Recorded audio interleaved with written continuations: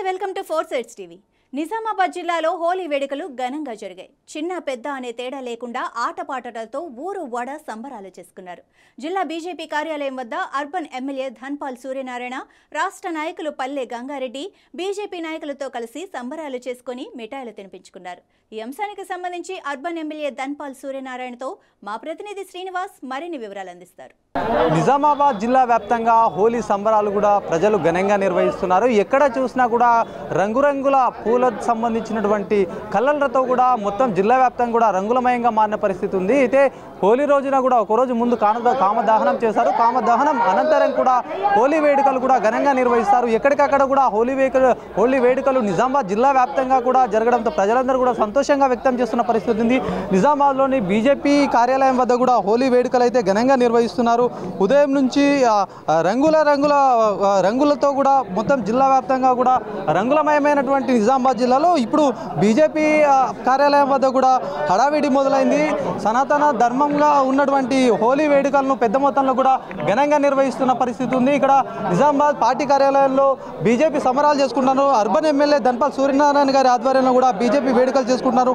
మాట్లాడడం BJP MLA ఉన్నారు, అసలు ఏం చెప్తారు? కలర్ కూడా పెద్ద మొత్తంలో నిజామాబాద్ జిల్లా వ్యాప్తంగా చేస్తున్నటువంటి ఈ వేడుకలకు సంబంధించి ఆయన ఏం చెప్తారు? అన్న నమస్తే, చెప్పండి, హోలీ వేడుకలు ఎలా నిర్వహిస్తున్నారు? జిల్లా వ్యాప్తంగా కూడా పెద్ద మొత్తంలో ఈరోజు హోలీ నిర్వహిస్తున్నారు। ఎక్కడ చూసినా కూడా రంగురంగులుగా అయితే ఈ కార్యక్రమం నిర్వహిస్తున్నారు, ఏం చెప్తారు? మొట్టమొదటగా భారతీయ జనతా పార్టీ నాయకులకు, కార్యకర్తలకు, ఈరోజు ఈ కార్యక్రమంలో పాల్గొన్న రాష్ట్ర కార్యదర్శి పెద్దలు పల్లె గంగారెడ్డి గారికి అందరికీ కూడా జై శ్రీరామ్। వికసిత్ భారత్ గత 10 సంవత్సరాల నుండి మోడీ పరిపాలనలో 2047 వరకు ప్రపంచంలోనే విశ్వగురువుగా ఎదుగుతున్న భారతదేశంలో ఈరోజు పురాతన ధర్మము, పురాతన ఆచారాలు, పండుగలన్నీ కూడా రోజు రోజుకు ఇంకా వైభవంగా జరుగుతూ ఉన్నాయి। దాంట్లో భాగంగానే ఈరోజు ఇందూరు నగరంలో, జిల్లాలో, రాష్ట్ర వ్యాప్తంగా కూడా హోలీ పండుగ సంబరాలు జరుపుకుంటూ ఉన్నాం। ఈ సందర్భంగా ప్రజలందరికీ కూడా భారతీయ జనతా పార్టీ తరఫు నుండి శుభాకాంక్షలు, శుభాభినందనలు తెలియజేస్తూ మన హిందూ పండుగలు ప్రతి ఒక్కటి కూడా మనం అంగరంగ వైభవంగా చేసుకున్నాలి। ఎందుకంటే మొన్ననే మనం 22 జనవరి చూసినాం, 500 సంవత్సరాల తర్వాత అయోధ్యలో బాలరాముడి ప్రాణ ప్రతిష్ఠ కార్యక్రమం, ఆ తర్వాత దేశమంతా కూడా రామమయమే। రాబోయే రోజులలో హిందూ ధర్మము ఏదైతే ప్రపంచంలో ఒక ప్రత్యేకమైన స్థానం ఉండేనో మళ్ళీ ఆ పునర్వైభవ దిశగా దేశమంతా కూడా ముందుకు కదులుతూ ఉంది।